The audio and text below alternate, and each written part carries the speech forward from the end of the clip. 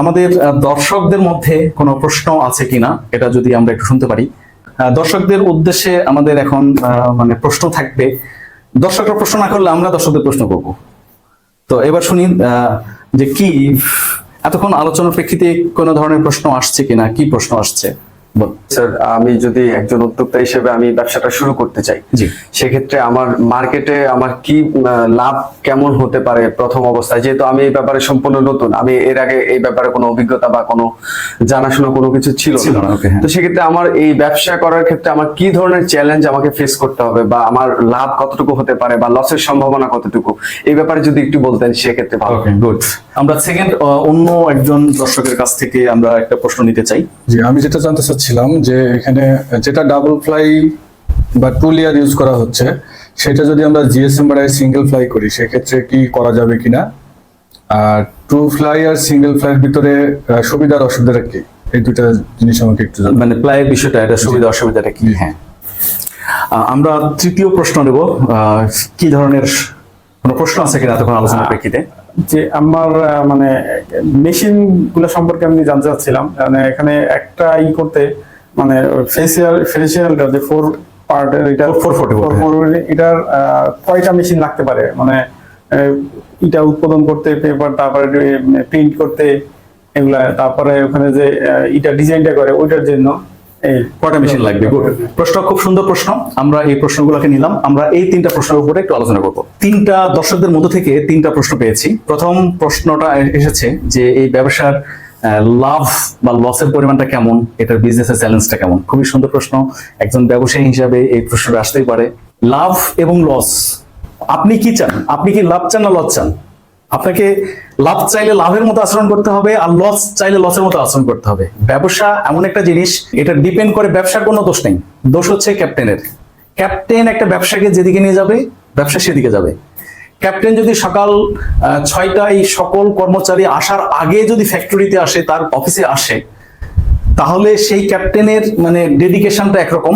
আর যে ক্যাপ্টেন সকাল 12টায় ঘুম থেকে উঠে আসবে বা লাঞ্চ করে ফ্যাক্টরিতে আসবে, অফিসে আসবে, তার ডেডিকেশনটা অন্যরকম। এটা ডিপেন্ড করছে, ব্যবসার কোনো দোষ বা গুণ নাই। একই ব্যবসা আপনি করে লস করতেছেন, আরেকজন করে লাভ করছে, তাহলে ব্যবসার দোষটা কোথায়? এখানে বিষয়টা হচ্ছে, আপনি একজন ক্যাপ্টেন হয়ে থাকলে আপনার বিচক্ষণতা, আপনার জ্ঞান বুদ্ধি, আপনার সিদ্ধান্ত নেওয়ার ক্ষমতা, আপনার অ্যানালাইসিস করার ক্ষমতা, আপনার হার্ড ওয়ার্কিং করার ক্ষমতা, এই সব কিছুর উপর নির্ভর করবে এটা লাভ বা লস। টিস্যু বিজনেস করে আপনি লাখপতি হবেন, কোটিপতি হবেন, মোটেও সম্ভব না। আবার সম্ভব, ডিপেন্ড করে আপনার আপনি কি চান। আপনি যদি চান আপনি পারবেন, আর আপনি যদি মনে করেন যে না এটা সম্ভব না, বাজারে অনেক বড় বড় কোম্পানি আছে, আমি তাদের কাছে মশাও না, তাহলে আপনি মশা। আর আপনি যদি মনে করেন যে আমি মশা হইতে পারি, আমার জীবন ধারণের জন্য যেটুকু দরকার বা 7 দিনের স্টক করার জন্য যেটুকু দরকার, আপনি চাইলে আপনি পারবেন। আর আপনি যদি নিজে থেকে ভিতরে দুর্বল থাকেন, তাহলে আপনি পারবেন না।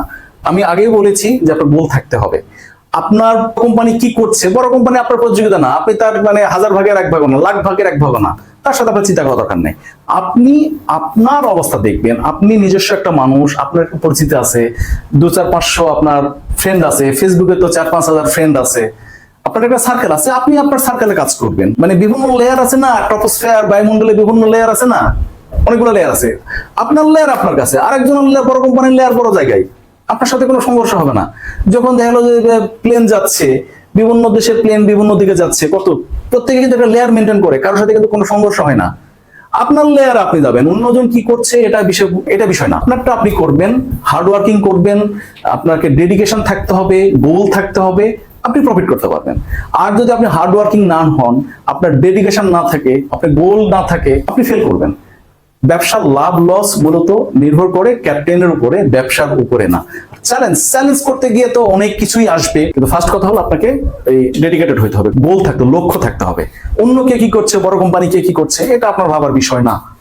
আপনি যখন তাদের প্রতিযোগী হবেন তখন চিন্তা করবেন, আপনি তাদের প্রতিযোগী না, তারা তো উপরের শ্রেণীতে বেচতেছে, আপনাকে যাইতে হবে, ডোর টু ডোর যাইতে হবে, আপনার সার্ভিস দিয়ে, আপনার ডেডিকেশন দিয়ে, আপনার কাস্টমারের সাথে আপনার রিলেশন দিয়ে, নানান কিছুতে আপনাকে মার্কেট দখল করতে। আপনি তো জিরো, আপনাকে মার্কেট দখল করতে।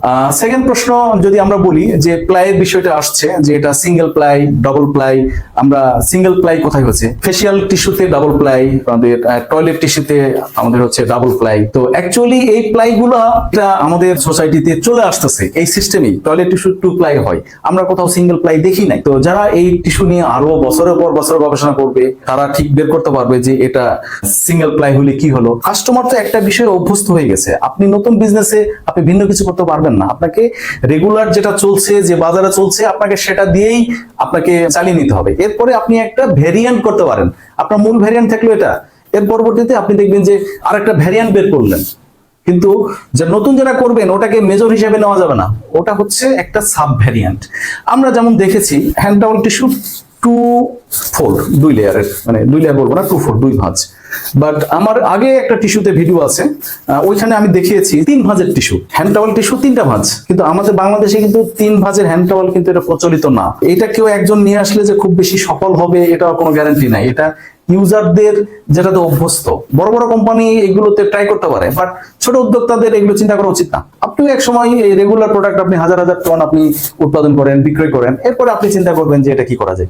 শুরুতে ডিফারেন্ট কিছু করার দরকার নেই। 3 নম্বর, মানে দর্শকের কাছ থেকে আমরা একটা প্রশ্ন পেয়েছিলাম যে একটা মেশিন দিয়ে কি কি টিস্যু উৎপাদন করা যায়। তো খুবই মানে চমৎকার প্রশ্ন, আমরা অসংখ্যবার এই প্রশ্নের সম্মুখীন হই। টিস্যুর ক্ষেত্রে সিঙ্গেল আপনি যে টিস্যু করবেন সেটাই, কোনো মার্জ নাই। আপনি যদি ন্যাপকিন টিস্যুতে আপনি হ্যান্ড টাওয়েল করতে পারবেন না, ন্যাপকিন টিস্যুতে টয়লেট টিস্যু করতে পারবেন না, কারণ এর বেসিক জিনিসটা ডিফারেন্স। টয়লেট টিস্যু হয় রাউন্ড হয় এবং এটার যে পারফোরেশন থেকে এটা খুলে ফেলা যায়। ন্যাপকিন টিস্যুর টেকনোলজি ডিফারেন্ট, ন্যাপকিন টিস্যু 4 ভাঁজ করা থাকে, হ্যান্ড টাওয়েল টিস্যু হচ্ছে 2 ভাঁজ করা থাকে। সাইজ মেজারমেন্ট আসলে কোনোটার সাথে কোনোটা মিল নাই। মিলটা হচ্ছে এই হ্যান্ড টাওয়েল টিস্যুর সাথে আপনি ফেসিয়াল টিস্যু করতে পারেন, হ্যান্ড টাওয়েল ফেসিয়াল একই করতে পারবেন, কারণ এটা সিমিলার। এটার হ্যান্ড টাওয়েল ফেসিয়ালের মাপ মেজারমেন্ট সিমিলার, 210x200 সাইজ, দুটাই হচ্ছে 2 ফোল্ড। হ্যাঁ, একই মেশিন দিয়ে হ্যান্ড টাওয়েল এবং কেবলমাত্র ফেসিয়ালটা করা যাবে, আর কোনোটার কোনো কমন নাই। কমন আর একটা আছে টয়লেট টিস্যু। এই টয়লেট টিস্যুর আরো 2টা কমন ভ্যারিয়েন্ট আছে। একটা ভ্যারিয়েন্ট হচ্ছে কিচেন টাওয়েল, অনেক ফ্যামিলিতে কিচেন টাওয়েল রাখা থাকে, এটার বোধহয় এত বড় রাখা থাকে একটা জিনিস। এটার আরেকটা ভ্যারিয়েন্ট আছে, অনেক হসপিটালে, ডায়াগনস্টিক সেন্টারে রোগীদের শোয়ানোর জন্য এই টিস্যু ব্যবহার করা হয়, এটা একটা ভ্যারিয়েন্ট হতে পারে। মূল জিনিসটা হচ্ছে টয়লেট টিস্যু মাদার রোল থেকে ওখানে রিউইন্ডিং করতে হবে, করে কাটিং করতে হবে। কাটিং আমি কত বড় করব এটা আমার উপর ডিপেন্ড করে। আমি কিচেনের জন্য 10 ইঞ্চি 12 ইঞ্চি করলাম, আমি টয়লেটের জন্য আমি 3 ইঞ্চি 4 ইঞ্চি করলাম, আমি হসপিটালের বেডের জন্য আমি 15 ইঞ্চি করলাম, এটা আমার উপর ডিপেন্ড করবে। এটা মেশিনের সাইজ সেট করলে হবে, এটার জন্য ডিফারেন্ট কোনো কিছু না। বাট টয়লেট টিস্যুর ক্ষেত্রে তাহলে 3টা ভ্যারিয়েন্ট করা যায়। টয়লেট টিস্যু করা যায়, আমরা যদি বলি সাদা করা যায়, তারপরে হচ্ছে গোল্ড করা যায়, এটা কোনো ভ্যারিয়েন্ট হলো? এটা কোনো ভ্যারিয়েন্ট না, এটা কালারের ভ্যারিয়েন্ট। আর সাইজের ভ্যারিয়েন্ট হচ্ছে কিচেন টাওয়েল আর হচ্ছে হসপিটাল ডায়াগনস্টিক সেন্টারে যেটা লাগে সেটা। তাহলে আমরা আবারও যদি আসি, টিস্যু ধরে নিতে হবে সবগুলো আলাদা আলাদা, একটা টিস্যু দিয়ে আরেকটা সবকিছু করা যাবে না। কিন্তু হ্যান্ড টাওয়েল এবং ফেসিয়াল দুটো একই মেশিনে করা যায়, আর টয়লেট টিস্যুর কাটিং মেশিনের সাহায্যে কিচেন টাওয়েল এবং হসপিটালে বেডের জন্য যেটা সেটা। তো আর কোনো প্রশ্ন? স্যার, এই যে ন্যাপকিন যে টিস্যুটা, এটাতে যে প্রিন্ট করা হয়েছে বা ব্র্যান্ডিংটা করা হয়েছে, এটার জন্য কি আলাদা মেশিন লাগে? না, এটা আলাদা মেশিন লাগে না। এটা মূল মেশিনের সাথে একটা প্রিন্টিং রোলার যোগ করা থাকে। প্রিন্টিং রোলারে রাবার স্ট্যাম্প থাকে। রাবার স্ট্যাম্পটা কি বা ফ্লেক্সো ব্লকটা কি? আমরা বিভিন্ন কোম্পানির সিল ব্যবহার করি। এই সিল দেওয়ার জন্য এখানে একটা রাবার লাগানো থাকে। এই টিস্যুর ক্ষেত্রেও টিস্যুর রোলারে মানে এরকম রাবার লাগানো থাকবে। আমরা যে ডিজাইন করতে চাই সেই ডিজাইন দিয়ে আমরা মানে রাবার বানাই নিয়ে আসবো, রোলারে সেট করা থাকবে, রোলার ঘুরবে আর টিস্যুতে একটা পর একটা সাব হতে থাকবে। তার মানে এই টিস্যুতে প্রিন্টিং করার জন্য আলাদা কোনো মেশিন দরকার হয় না, শুধুমাত্র ওই প্রিন্টিং রোলার থাকবে, রোলারের নিচে একটা কালির ড্রাম থাকবে, কালি নিবে, একদিকে কালি নিবে, অন্যদিকে যায় সাপ দিবে, ঘুরবে আর সাপ দিবে। আরো একটা যে গুরুত্বপূর্ণ তথ্য সেটা দিয়ে রাখি, প্রিন্টিং কেবলমাত্র এখনকার যে টিস্যুর টেকনোলজি, এই টেকনোলজিতে প্রিন্টিং কেবলমাত্র ন্যাপকিন টিস্যুতেই সম্ভব হচ্ছে। হ্যান্ড টাওয়েল বা ফেসিয়াল টিস্যু, এটা হচ্ছে হ্যান্ড টাওয়েল। হ্যান্ড টাওয়েলে এখন পর্যন্ত প্রিন্টিং করার কোনো টেকনোলজি আসে নাই, ভবিষ্যতে আসতে পারে। ফেসিয়াল টিস্যুতে প্রিন্টিং করার টেকনোলজি আসে নাই, আর টয়লেট টিস্যুতেও প্রিন্টিং করার কোনো টেকনোলজি এখন পর্যন্ত আসে নাই। তাহলে প্রিন্টিং কেবলমাত্র করা সম্ভব হচ্ছে ন্যাপকিন টিস্যু। ন্যাপকিন টিস্যু কোনটা? যেটা 4 ফোল্ড 4 ভাঁজ করা টিস্যু, এটা হচ্ছে ন্যাপকিন টিস্যু। তো আমরা আরো কোনো প্রশ্ন নিতে পারি? স্যার আমরা দেখতে পাচ্ছি যে এই টিস্যুতে কাটিং করে একটা সাইজের মেজারমেন্ট করা হয়, জি। এটার জন্য কি আলাদা কোনো কাটিং মেশিনের দরকার পড়ে, না এই টিস্যু মেকিং মেশিনের মধ্যে থাকে? আচ্ছা, গুড, ভালো প্রশ্ন। এই টিস্যুগুলোর আমরা আগেই বলেছি একটা স্ট্যান্ডার্ড সাইজ থাকে। যেমন ন্যাপকিন টিস্যুতে আমরা ইঞ্চিতে যদি বলি যে এটা 13 ইঞ্চি, এদিকে 13 ইঞ্চি, এদিকে 13 ইঞ্চি, এই সাইজ থাকে। হ্যান্ড টাওয়াল টিস্যুতে এটার একটা স্ট্যান্ডার্ড সাইজ আছে 210x200। এটা আন্তর্জাতিক বাজারে সারা বিশ্বেই এইভাবেই চলে। তবে কেহ কেহ এটা 1 mm 2 mm কম বেশি করে নিতে পারে, করে নাই, অনেক সময় কস্ট সেভিং এর জন্য করে নাই, কিন্তু আমি মনে করি এটা ইথিক্যালি ঠিক না। মার্কেটে আপনি দামে কম্পেয়ার করবেন, ওই টিস্যুর দাম আর আপনার দাম এক, আবার আপনি 1 mm কম দিবেন, এই ধরনের ব্যবসায়ী এটা আই থিঙ্ক যেটা মানে অসাধু ব্যবসায়ী, এটা করা উচিত না। আর এটা করতে হইলে কেবলমাত্র টিস্যু ম্যানুফ্যাকচারিং কোম্পানির কাছ থেকেই মেশিন বানানোর সময় এটা করে নিয়ে আসতে হবে। পরবর্তীতে আপনি এক সাইজ বানাইলেন আর এক সাইজ দিয়ে প্রোডাকশন করবেন, এটা করতে পারবেন না। এটা ফিক্সড, টিস্যুর ওই ডাইসটা ফিক্সড, যেই ডাইস দিয়ে অর্ডার করে নিয়ে আসা হবে সেই ডাইসের সমান এটা হবে। এটা আলাদা কোনো মেশিন লাগবে না, এটা জাস্ট ওই মেশিনের ভিতরেই একটা ইয়ে। এক্ষেত্রে আরেকটা যে জিনিসটা বলেছিলাম লেনের বিষয়টা, দুইটা যদি বের হয় তাহলে আমরা 2 লেন বলি, একই সাথে 4টা টিস্যু বের হবে এটা 4 লেন বলি, 6টা টিস্যু হলে 6 লেন, 8 লেন। আমরা যত বড় লেনে যাব মেশিনগুলো তত বেশি অটোমেটিক হবে, কারণ প্রোডাকশন ক্যাপাসিটিটা বেশি হবে, তখন আর ম্যানুয়ালটা করা যাবে না।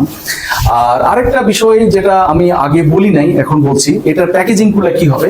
টয়লেট টিস্যুর প্যাকেজিংটা আগে বলেছি, কিন্তু ন্যাপকিন বা হ্যান্ড টাওয়ালের প্যাকেজিংটা কি? ন্যাপকিন বা হ্যান্ড টাওয়ালের প্যাকেজিং হচ্ছে ছোট এক ধরনের ফিলিং অ্যান্ড সিলিং মেশিন দরকার হয়, যেটার কাজটা কি, যে এই পলির ভিতরে যখন আমরা এতগুলো টিস্যু দিব ঢুকাবো, ম্যানুয়ালি অনেকেই করা যায়। যখন অনেকগুলা টিস্যু একটা পলির ভিতরে দিব, তখন দেখা গেল যে এটা ভালোভাবে এটা হতে পারে না, ভাঁজ থেকে যেতে পারে, একটু সমস্যা হতে পারে। আর মেশিনের মাধ্যমে করলে হয় কি, যে মেশিনটাকে চাপ দিবে, এটাকে হ্যাঁ নিউমেটিক এয়ার প্রেসার দিয়ে একটা চাপ দিবে, দিয়ে পরে ঢুকাই দিবে। লাস্ট যে কাজটা করা হয়, এখানে সিল করে দেওয়া হয়, অর্থাৎ হিট দিয়ে, হিট বিভিন্ন ভাবে হিট হতে পারে, আপনি যে এয়ার ড্রায়ারের মতো হতে পারে, অথবা কোনো ইলেকট্রিক কয়েলের মাধ্যমে হিট উৎপাদন করে। এটা যেহেতু পলি, এটা পিপি বা এইচডিপি খুব সম্ভবত, তো এটা হিটারের মাধ্যমে দিলে এটা মুখটা জয়েন্ট হয়ে যাবে। ঠিক আছে, এটা হলো প্যাকেজিং। আর হচ্ছে ফেশিয়াল টিস্যুর প্যাকেজিং, এটা মানে আরো সহজ, এটা অটোমেটিক তো আছেই, সেটা মানে যারা বড় প্রোডাকশন তাদের জন্য। ছোট উদ্যোক্তাদের জন্য এটার প্যাকেজিংটা খুব সহজ। এইটাতে মানে 2 সাইডে মুখটা খুলে ফেলা যায়,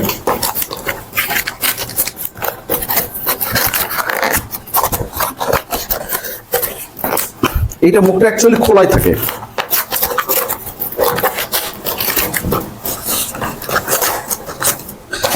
এইটা মুখটা খোলাই থাকে, এই মুখের ভিতর দিয়ে ফেশিয়াল টিস্যুটা দিতে হয়।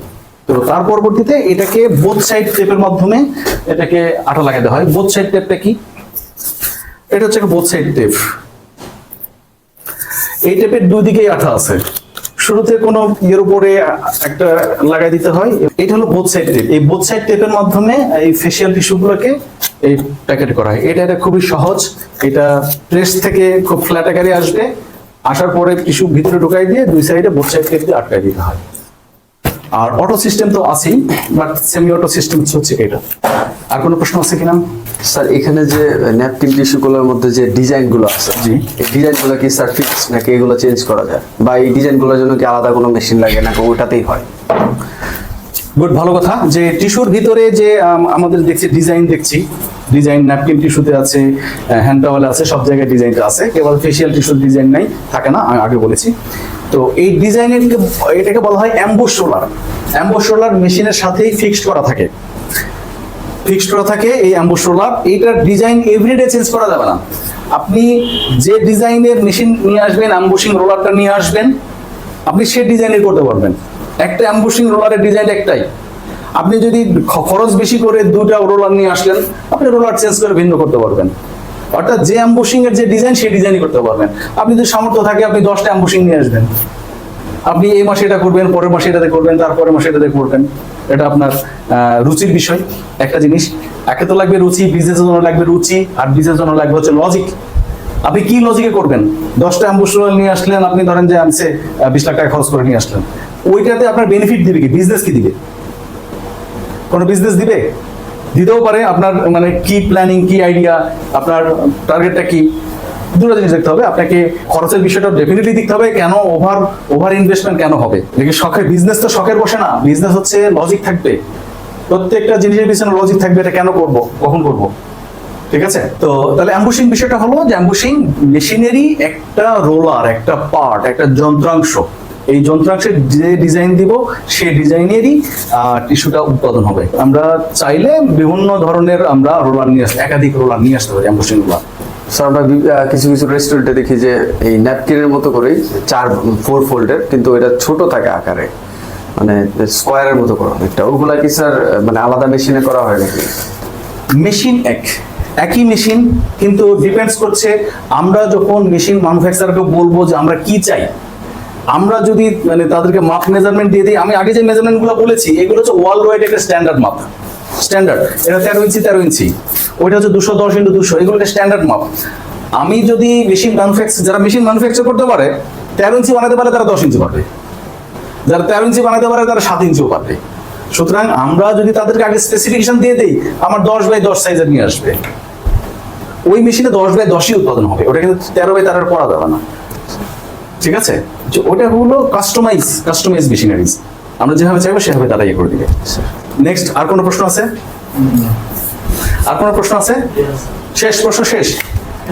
তাহলে এই ভিডিও যারা দেখছেন, শেষ কথা যদি বলি, তাহলে এতক্ষণ দেখার পরে আই থিঙ্ক আপনারও আর কোনো প্রশ্ন থাকবে না। ঠিক, ওকে, ধন্যবাদ। আজকের এই ভিডিওটাই এ পর্যন্তই।